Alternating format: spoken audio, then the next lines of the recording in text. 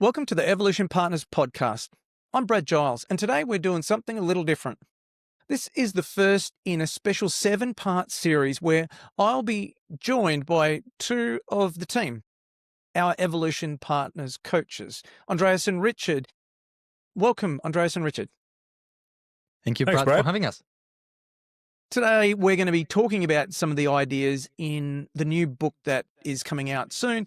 Bigger isn't better, better is better. And what we thought would be good is if we just had a chat about it and try to figure out what does it mean, what are the ideas, and give you a bit of an insight, I guess, behind the scenes, how we're thinking about it and its applicability. Between us, we've worked with hundreds of owner-led companies, and that's a phrase that is, I guess, central to this book, owner-led companies, over the last few decades, helping them scale and restructure, survive and thrive, and I guess build a better life overall. This book, Bigger Isn't Better, Better is Better, and this series of 7 episodes, it's built on that experience over time.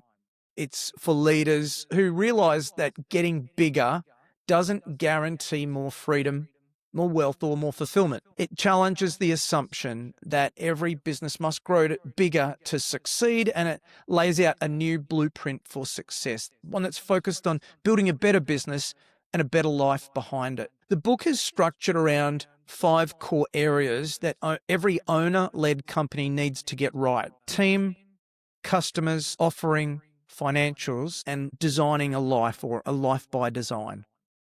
Each of these chapters is built around questions that we've asked real leadership teams in the room, in the work that we do. So across 7 episodes, we're going to go chapter by chapter, unpacking the big ideas and talking about how they play out in the real world, and maybe getting the opportunity to let you have a better understanding about the book and what it means and why we wrote it. So let's kick off. I guess I'm going to start off and completely go off script straight away. To kick us off, let me just ask this. You guys were some of the first ones to read the book. How would you describe the book in a sentence? What does it mean? And I'm also going to start off by saying this is not about praise or kudos that I'm seeking. It's just, how would you describe the book in a sentence? I mean, for me, it was the expression that came to mind was a love letter to owner-led mid-market companies. You know, it was this sort of celebration of the mindset of the people who take this amazing challenge on to run a business for themselves. Awesome. And Andreas? Yeah, for me, it was a statement similar to Richard, to acknowledge what the owners of the companies that actually they go through. If anything, put it out there. And the first thing that came to mind when I read it was people are going to actually love it, or they're going to hate it because it's so out there. It's so in their face, and it's so true at the same time. I remember you saying to me at the time, I can't believe you were so bold. So that was a little bit surprising to hear that. But yeah, I'm super excited. Yeah. So Brad, you mentioned at the beginning, what the book is about. And I cannot help but wonder, why did you write this book? What was that motivation behind it? And what do you expect the readers to take from that? I think entrepreneurship doesn't do what it says on the tin. So entrepreneurship promises freedom. That's what we want. We want financial freedom as entrepreneurs. We want to get time freedom. We want to have self-actualization. We want to have more time with our family, a better life. There's all of these things, and it doesn't do it for so many people. And so many people end up miserable. So many people end up trapped, and then they end up selling the business, and they live their life without regret. They live their life in a state of regret. When I think about the type of people who become entrepreneurs, the type of personalities, and I talk about this through the book, what type of people and what motivates people. But what I really think is that when you get to the end of your life, you want to say to yourself, have I had a crack? Have I had a real go at life? Have I really challenged myself? And the most disappointing regret comes when people haven't had a crack, when they haven't actually had a real go at life.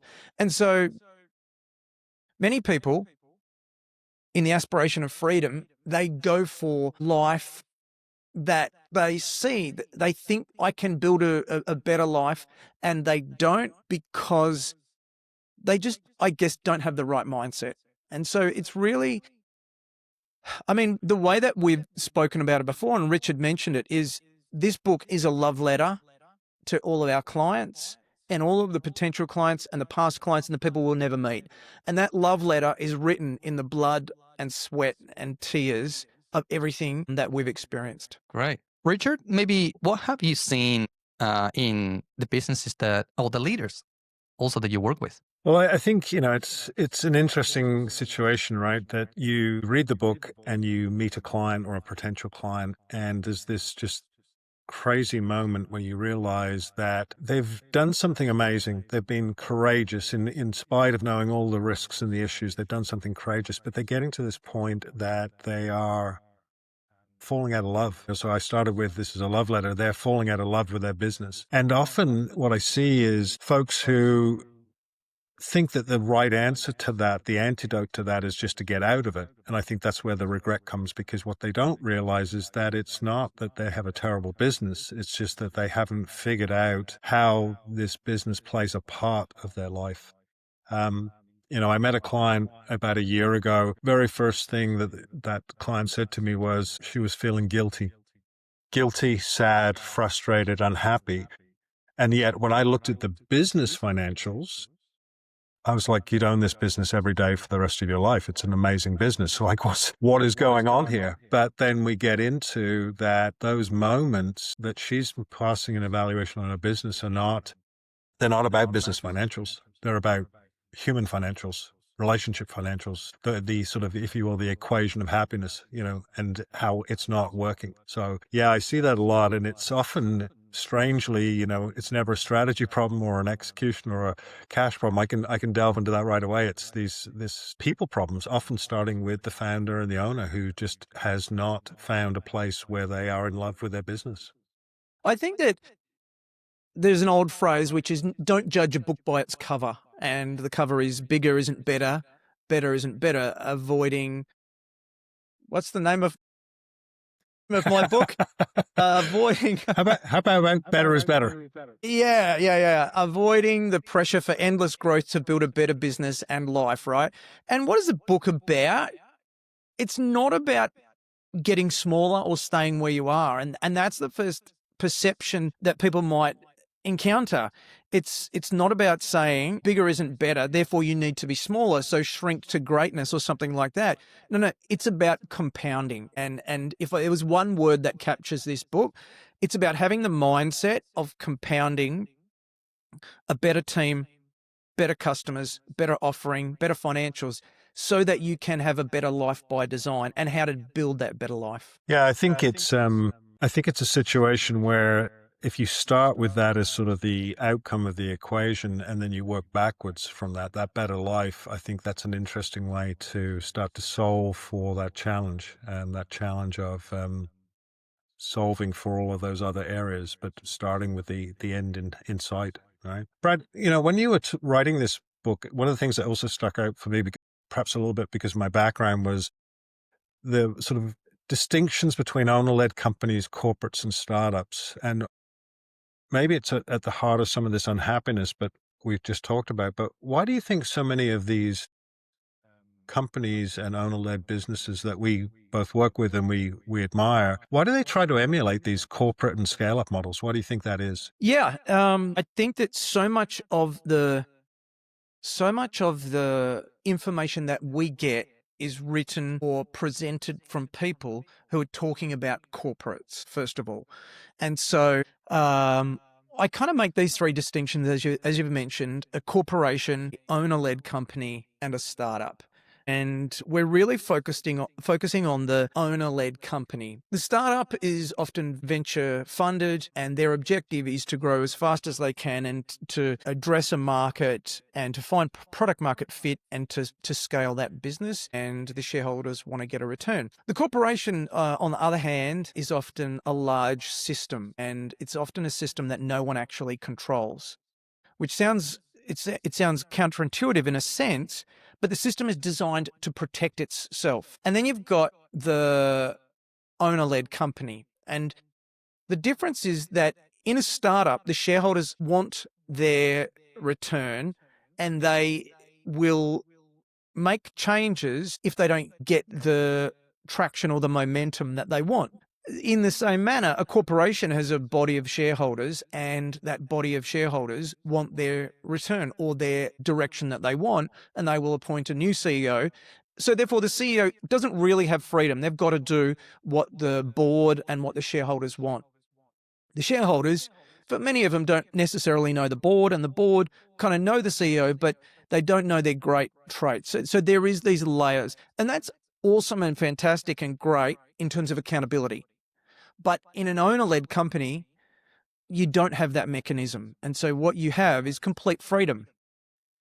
And because you don't have a board or shareholders who can fire you when you own 50% or more as an individual or a block, what that means is that you have that freedom. And that means that you can do anything at all that you want with that freedom. And that is fantastic. And that's actually one of the reasons that many people go in to start their own business, because they want that freedom. But beneath that, you can do anything, but you can't do everything. And herein we begin to unlock some of the challenges with owner-led companies. And that's the distinction that I'm making at the outset in terms of mindset. You've got to understand is that you wanted freedom and now you've got it. And because you've got freedom, what then happens is that you set the wheels in motion, because you don't have that accountability, to become what I call an undisciplined risk taker. No, and I'll remember these words one day. The audience is going to think this clown doesn't know what he's talking about. Impulsive risk taker. That reminds me of a meeting that I was having with the owner of a company around 2 weeks ago. And we were talking about the concept of better, the concept of freedom. And he said, oh, yeah, I get it. I need to delegate a bit more. So I'm going to hire 2 new leadership team members. And I'm going to start looking at the corporate background, because these guys have a lot of experience and they can bring that depth of experience into my business. So my question was, well, as we go through what they will need to learn through the onboarding process, what else do you think they need to unlearn from the corporate world? Yeah, that's a great question. Obviously, my preceding books were about onboarding for managers, or onboarded for managers, which was about that problem. Then before that was Made to Thrive. So onboarding is a key part of it, and unlearning is a key part of it. A person who works in a corporation is a part of the system, and the system protects the person. So if you've got a problem, you go to legal or you go to HR and they'll tell you what to do. In an owner-led company, often you don't have those kind of protections, and you need to make decisions based on common sense.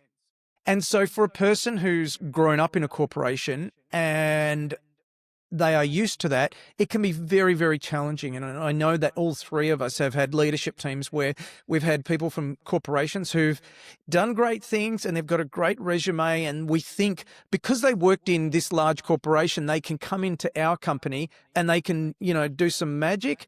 And what actually happens is they can't unlearn some of those reliances and the way that they operate within the system that is a corporation. And it can be very challenging when they get that level of freedom.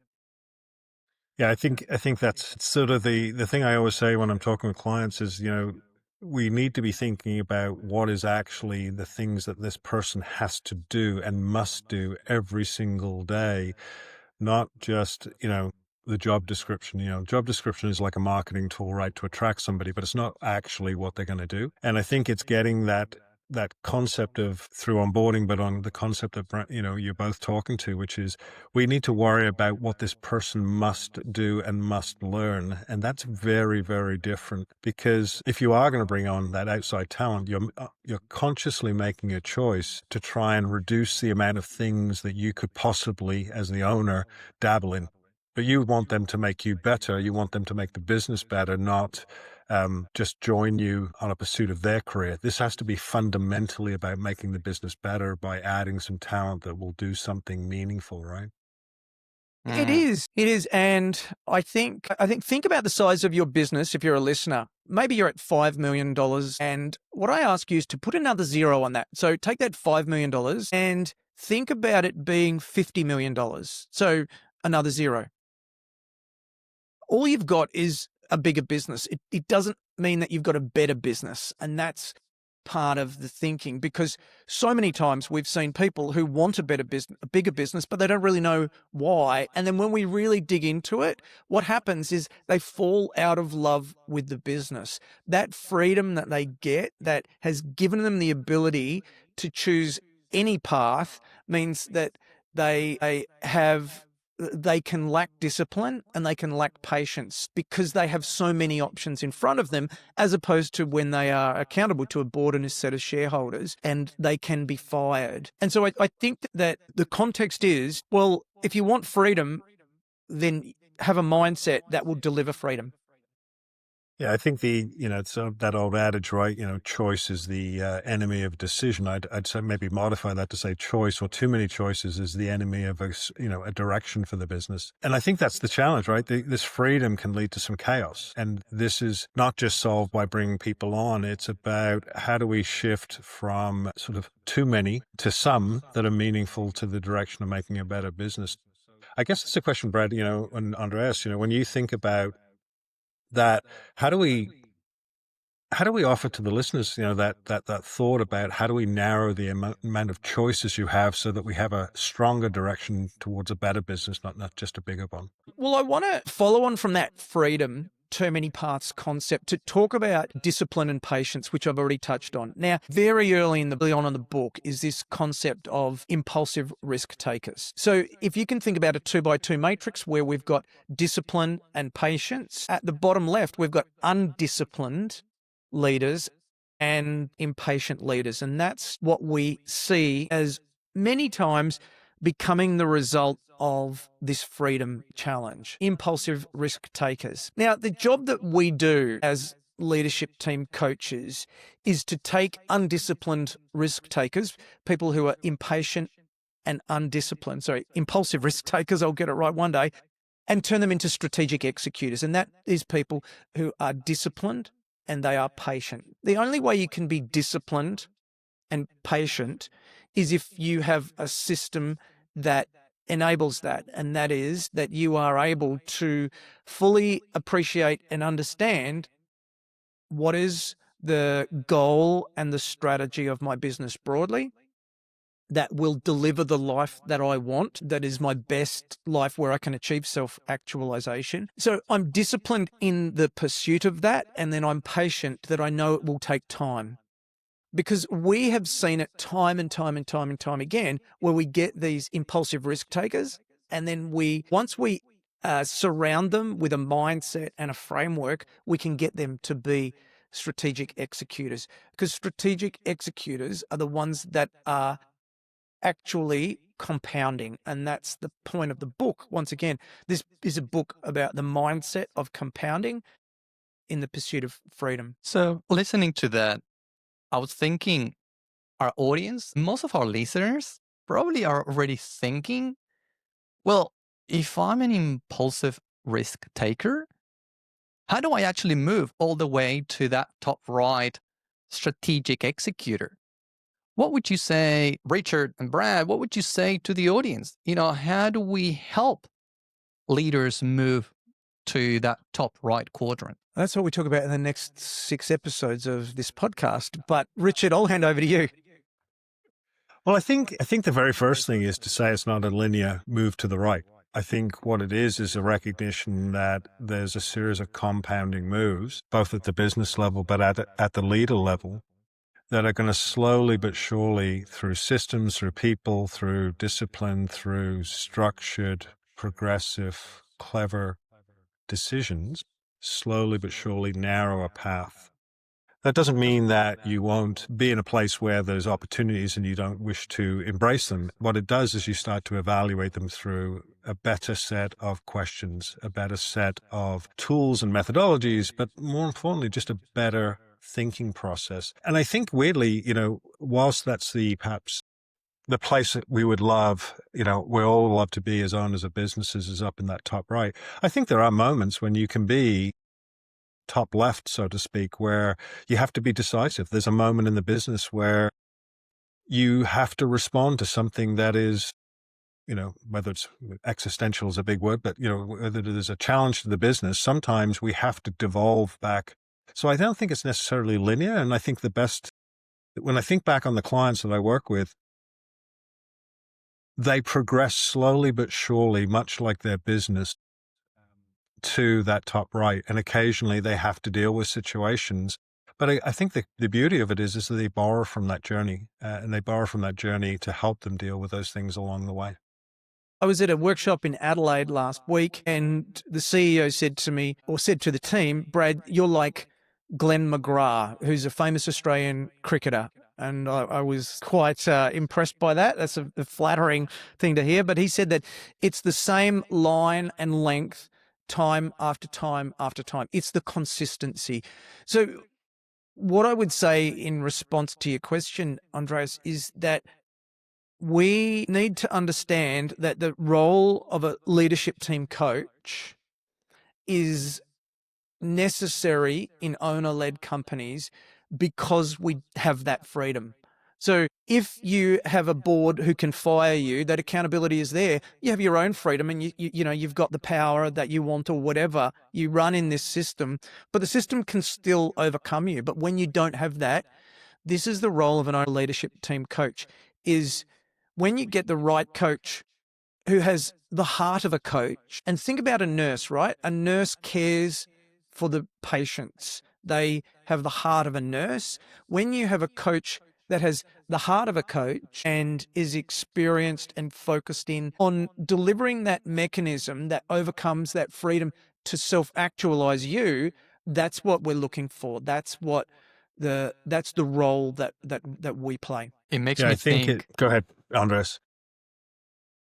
Makes me think about, I was with a client in a workshop in Perth, a quarterly workshop, and I drew on the whiteboard these 2x2 patience and discipline, and the owner put himself right there in the impulsive risk taker, and everyone else was around the 2x2.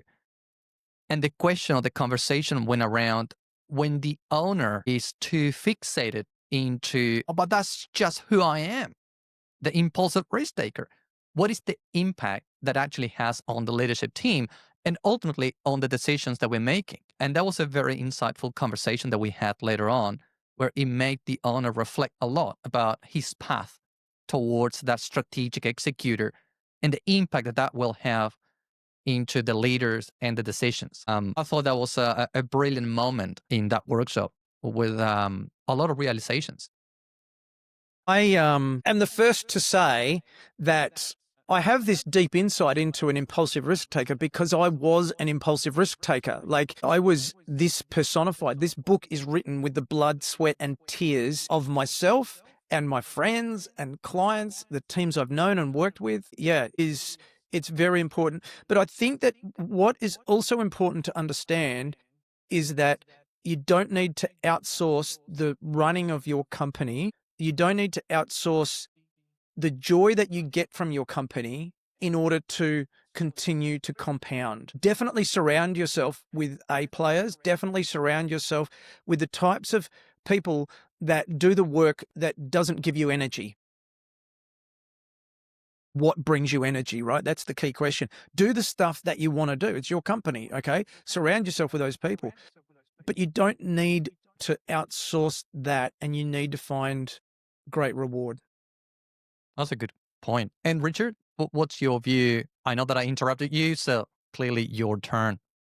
No, I tend to agree. When I think about the clients that I work with, we work with, there's often a drive for the owners at certain points, as they've been doing it for a period of time, they start to imagine a world where in which the business is funding itself, it's funding a lifestyle, it's starting to build assets outside the business, it's doing all the things it's meant to do. And they also start to imagine a world where they get time back, and time starts to show up in the way of perhaps having people come into the business. But what I try to remind them of is, and it's kind of building off Brad's point, whilst you may spend less time in the business, the impact that you have on the business, we still need to harvest that. There's nothing like the mindset of somebody who starts a business, owns a business, has run a business. And that has often led to some really interesting things over the last little while, where we're starting to see through conversations with founders where they're structuring that life and role for themselves, recognizing they're not giving up the business to other folks, they're bringing in talent and so on, but they still have an enduring role. And I like to think of it as almost like the brand ambassador. There is this idea that they only could be the ones, because they were the origin story, they're the only ones who can tell the story as an owner. That doesn't mean that their staff and the people they employ can't have that same passion for the purpose and the values of the company. But I think it's an evolution. And I think when that happens, it's a great moment, because they can still be unbelievably valuable to the business and drive the business. But they're being a strategic executor, but I think they're also evolving their role because the business has and can continue to compound with their magic dust that they sprinkle all over it. And we mentioned this before. It's about falling in love. Mm-hmm. So you need to think, am I in love with my business? And we were talking before this call about another person who we kind of know of, and they had just sold their business. And people often sell their business because they fall out of love with it. It seems like too much effort. They've lost their passion. So really, a part of the question is, are you in love with your business, and what needs to change so that you can be in love with your business and your one and only life? You can feel like you're making your effort count for the most. And so it's certainly the things that we often talk about is, what do we need to do to make this owner fall in love with their business again so that they have such a rewarding life? That's what we're really looking for, right? Oh, absolutely. I think, one of the things that, we get so fixated because we have to help them with their strategy and their one-page strategic plan. And we do all of those great things, and that's amazing. And it brings clarity and confidence. The biggest and most enjoyable moment I have with every CEO, with every owner and founder I work with, is when we also apply that same methodology to their life. And, we talk about it, one page, personal plan, a life by design. But when we link the two, we get this moment of just beautiful clarity. I had a client just the other week. We were sort of getting close to the end of a year, and full circle from I hate my business, I want out, to this has been the best year of my life. And I'm like, hang on, how is that possible? But then what it was this idea that you can bring the two together, and there has to be a plan for both. And I think that's when the magic happens. And that was the struggle in writing the book. I knew that chapter 7, Better Life by Design, was a part of it, and it had to be a part of it, but I had to stitch them together in a seamless way that made sense. And well, hopefully I've achieved that goal. But I say that because it's so important. Because if your business is running poorly, then it's impacting your life. And if your life is running poorly, it's impacting your business. So we treat it as one. Yep. Talking about true. a better life, I had a conversation with a person who knows one of our clients. And as I was going through the conversation, going through their financials, they are a bigger business than one of the clients that he knows. And they're very, very good mates. However, what he told me, it really stuck with me. Because he said, I have a bigger business, but I want what he has. And he was referring to the evolution of the owner of that company that he saw through the last 3 years that we've been working together. And that moment when he told me, I want what he has, that changed everything. He acknowledged, of course, he finished the sentence with, but I want it as fast as possible. Of course, going back to the impulsive risk taker. But that was probably the aha moment that that person actually felt that's what I need, rather than more, and more. And I know who you're talking about, who will remain unnamed, but that person rejected offer to buy their business for basically 3 times the industry valuation because we'd built a better business and we'd found a way for them to fall in love with it again and find real and true meaning from the work that they're doing. And it's just so important. They could see a path where they could get the financial freedom that they actually want and the reward and the rewarding through that. So we've talked a lot about better is better rather than bigger.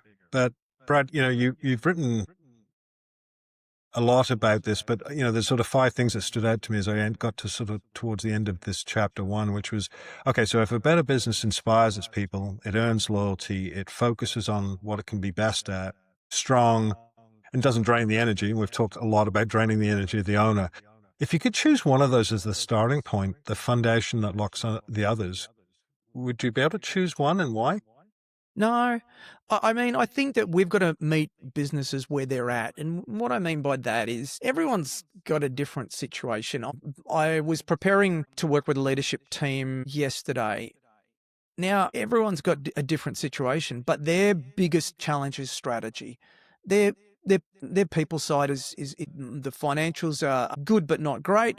But the biggest thing that they've got is they urgently need strategy. So we've got to work on that with them. Our core values are, this might be a bit embarrassing to say, like they're not fully documented yet. But I'm postponing that to get them fully locked in because we've got to work on the strategy. The strategy trumps. And then I think about another, another business, and we've got to get the right leadership team. So there's a couple of people in there who are in the unfortunate situation where they've got to step up or step out and then either step out of the business or into a different role. So I think that we've just got to, I think there is no single recipe, and that's the difference between the art and the science, and that we've got to just find the right tool at the right time to meet them where they're at, to help them to build a better business. Yeah, I think that's the answer I was expecting, in the sense that whilst it would have been nice and prescriptive to say, go start here, I think that's the key thing, right? And it changes, right? Because the problem quote that we have to focus on first, whether it's strategy or people, sometimes there's a circumstance that comes along. And I think that's the fun part about what we do, is that finding a way to meet people where they're at. As I say, we're just trying to make you better every day. That's our ambition, right? And, that's, I think that's where the fun comes into all this. Andres, thoughts on this?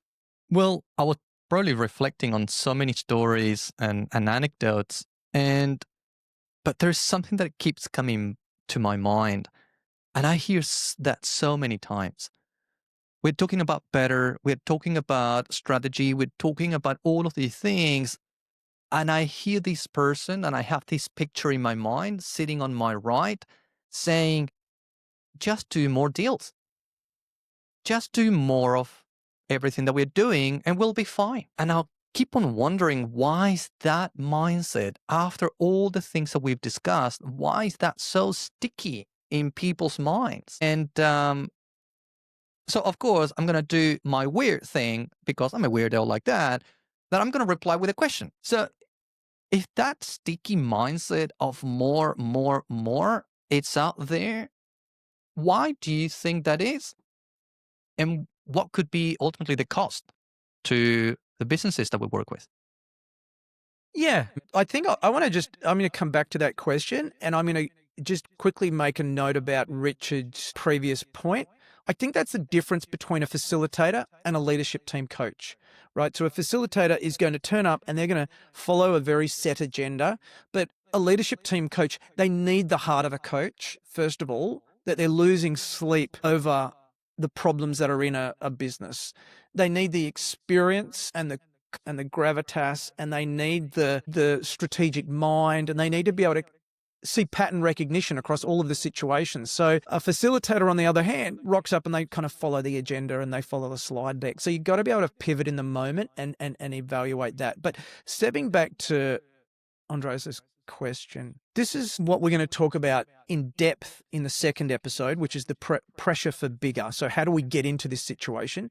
But on the surface, I think that just do more deals, or let's focus on revenue, is something that the world tells us that we have to do. And it seems like an easy fix, and we're intuitively drawn to that. The concept that I put forward earlier was just put another zero on your revenue. It just means you're bigger. If you have a business plan that says, okay, what we're going to do is we're going to double the business in 3 years, and that's the premise for everything that you do, I would just challenge that and say, okay, what about everything else? Have you got a team of A players? Do you actually enjoy coming to work, or do you hate coming to work? Does it give you energy? Is the business compounding? And again, this is what the book is about, because compounding businesses grow. And a business that comes to mind that I work with, and he is written about anonymously in the book, but he has very much embraced this concept, and equally by Burlingham's Small Giants. So he's got a bit of a blend of small giants and bigger isn't better. His profits are 5 to 10 times that of his industry standard and competition, and he's compounding. He's growing faster than anyone else. But it just means that growth happens because you're compounding, you're doing the right things, but it's secondary to building a better business. It's not the primary focus. And now it reminds me of something we've talked about and we've seen resonating with clients in the last few months, is this idea of our 15-15 model. And I think that I throw that back to you as a way to maybe draw that out and maybe get Andres to react to it. Maybe one defines it and one explains it or gives a story about it. So, yeah, thank you. So we're really beginning to ask, what is a better business? And we've explained that in our own way, but I want to just read a few sentences or statements from the book that are qualitative and then move to the quantitative, which is what you asked. Mm-hmm. So a better business must inspire its people. A better business must earn loyalty. A better business must focus on what it can be the best at. A better business must be financially strong, and a better business must not drain the energy of its owner. And so that is the qualitative. Now we move to the quantitative. And so we've got this model that we call the 15-15-15. And this, in a quantitative sense, gives us a context of the job to be done if we want to compound. So think about it like this.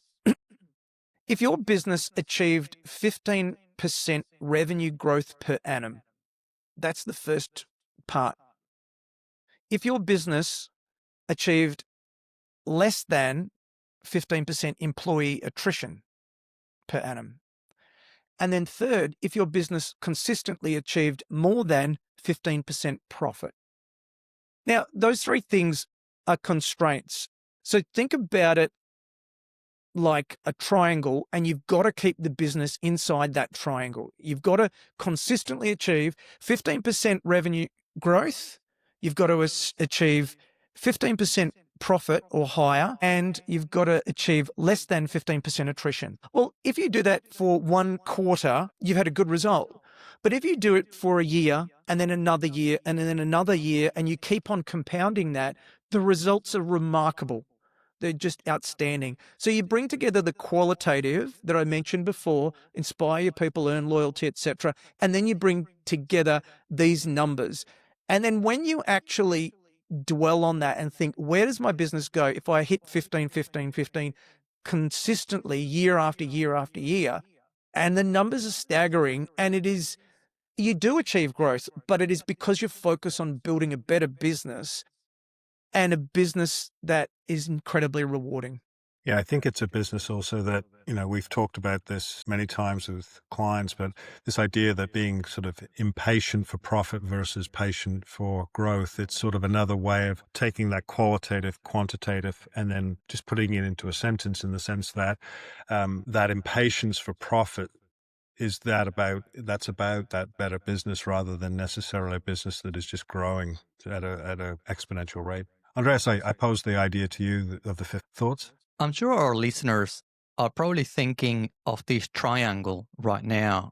And some of probably them are saying, well, I am achieving 15% revenue. Perhaps I am achieving 15% profit, but definitely I have a higher level of attrition than the 15 that you're mentioning. And I want to link it back to your comment, Richard, where you were asking, well, which area would you focus on first? And this probably gives us an idea of, well, if attrition is the key thing breaking this triangle in this case, maybe that's where the focus should be. And really understanding, what's going to be the key priority for us. And then when someone says, oh, but attrition is not a problem for me. I have a fantastic retention rate, and the revenue is not a problem, but I'm not really achieving the profit. Then I will probably encourage them to think about execution, to think about how is the leadership team driving decisions and creating priorities and that discipline that we've been discussing so far. And finally, what happens when you do have the profit? Well done. And you have a level of retention or a level of attrition less than 15%, but then the revenue's not there. And I would probably go back to what Brad was mentioning. Well, it's probably strategy, right? That is, it might be weak or it might need a bit more effort and focus perhaps. So when leaders are discussing, thinking, reflecting on how do I move towards a strategic executor, this might be a way of telling them what could be a main focus, perhaps, to start building a better business within that triangle. Well, it all ties back together, right? So you think about the quantitative sense that we've been talking about. If you're growing fast, let's say you're doing 50% annual revenue growth, are you achieving greater than 15% profit against that? Because that's pretty hard to do. Okay, if so, then I'd be wanting to talk to you about your working capital, how you're funding that growth, but that's a separate thing. But the other thing is that if you're doing 50%, do you have a people system in place that means that your attrition is less than 15%. So it really offers these constraints to say, if you've got an amazing people system, but you're not making any money, well, then there's a question in there. So they really are interdependent in order to compound. And that's the point. This is a book about compounding and the mindset of compounding a better business and life. And so we really think about how do we get these three things to be interdependent. But what I mentioned earlier was it's connected back. So you think about the 5 roles of a CEO from Made to Thrive, which is accountability, ambassador, culture, strategy, and succession planning. So these are the role of the CEO and the mindset that should be adopted to get these things to work. So speaking about mindset, let's say someone finishes this chapter, Brad, and still thinks, yeah, but I get it. I love everything you're saying, but I want to grow fast and I want to go big. What would you say to them? And what, quite frankly, this is the bridge to the mindset, because I think this is the heart of this issue. What question would you ask them to sit with before they jump into that next episode? I would just say it depends if they're an owner-led company. On the assumption that they're an owner-led company, I think that what I've really tried to do in the book is to break down why do we think like that. Now, this is not a book for everyone, and I think that that's an important point. If you want to grow fast, then that's great. How fast do you want to grow, and how are you going to fund it is the first questions. Because if you don't know where you're going to go, any plan will take you there. But what we're really saying is that even if you want to grow fast, I'm not saying that you must be capped at 15% revenue growth. What I'm saying is that if you want to compound, and Albert Einstein said that compounding is the eighth wonder of the world, right? Compounding is what really matters. Okay, so if you want to grow fast, let's say you said 50% is the annual growth that we want to get. So then my question is, okay, how are you going to fund it working capital, which is separate? But in the 15-15 rule, you're going to go for 50% revenue. Are you going to be able to maintain profitability, and at what level? What's your profitability percent on that growth, A? And then B, what is the plan, the system that you have in place to ensure that you can manage and maintain attrition? Because if you go 1, 2, 3 years into the future and you've achieved 50% growth, fantastic, couldn't be more delighted, but have you broken the team? Have you got no money because you've from a cash perspective, you've needed so much working capital to fund that growth? And what happens the faster you grow, the more likely you are to basically go out of business. And if that's funded by debt, and we talk about this issue from Dr. Gary Kunkel, who was the chief economist at Inc. magazine, we talk about that issue in his study, one of the largest studies of companies in the US that are in this situation. The faster you grow and the more debt that you have to fund that growth, the more likely you are to fail and to lose the business. So it's not that we're not about growth by any means, but it is, let's be planned and prepared and considered in our approach. Yeah, I think that's at the heart of that better business train of thought, right? Is that it's got to be thoughtful. It's got to be absolutely thoughtful. Yeah, yeah.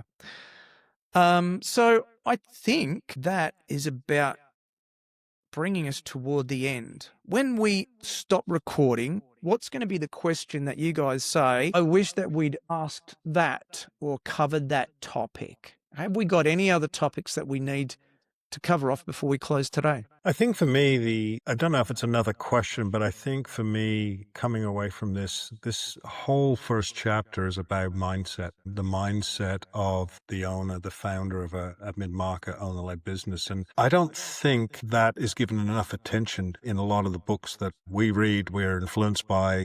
I think that's why this chapter kind of resonates with me a bit, Brad, because it sets up, I've got to have a mindset to consume what comes next. Much like you have to have the right mindset to be an entrepreneur, to be ready for what comes next. So yeah, I'm feeling pretty content with this one. Thanks, Andreas. For me, probably some of our listeners, they're thinking, but I just won an award of being the fastest growing or the biggest or the best. And Brad, you being an award winner in one of your previous companies, any reflections perhaps that will help listeners sit with until the next episode on that awarding sort of ego-driven feeling, perhaps? The good thing about awards is that they're often made out of plastic, and plastic has a lifespan in the environment of about 500 years, so before it breaks down. And of course, that's a facetious way to really talk about, is that what you really want? Why do you... Awards are great. They matter. They're good for industry. They're good for recognition. They serve a purpose. That's fine. But that shouldn't be how you define yourself. How you define yourself should come about where you have created self-actualization, where you have created a better life by design. There's 5 parts to that we're going to get into in the 7th episode and the last chapter of the book. But yeah, I mean, I've won the fast-growing company twice in Australia. And that's fine, and it provides a great story and point of recognition. But what's happening with your kids? What's happening with your health? Are you happy to show up to work? The people that you work with, are you caring for people in the totality of their lives? What's your mindset here? Because it's not about the plastic. Hopefully I addressed that. Absolutely. That's a great reflection. And I'm sure our listeners are probably reflecting on the same thing. And if they're thinking what I'm thinking, I cannot wait until our next conversation as we jump into chapter 2. Indeed, great segue. We're next going to talk about the pressure for bigger. So we've spoken about freedom today. We've spoken about impulsive risk takers and how they're undisciplined and impatient, and how really the job, how that situation comes about because of an absence of accountability, and how freedom makes that happen, and how we need to turn people to becoming strategic executors and all of the things. And then we spoke about 15-15. So yeah, next week we're going to talk about the pressure for bigger. And I want to read the quote that opens that chapter to close today. The first principle is that you must not fool yourself, and you are the easiest person to fool. So that's the context for next week. So what a great chat with you all today. Thank you. Any closing word or comments before we wrap it up today? My one word is excited. My one word would be probably inspired. Lovely. Thank you. And mine is grateful. So thank you, everyone. And great chat. And thank you for your time today. Well, I hope that you enjoyed the episode. Please be sure to like and to subscribe for future episodes. And of course, this is part of the 7-part series releasing my new book, Bigger Isn't Better, Better is Better. Be sure to join in next week for the next episode.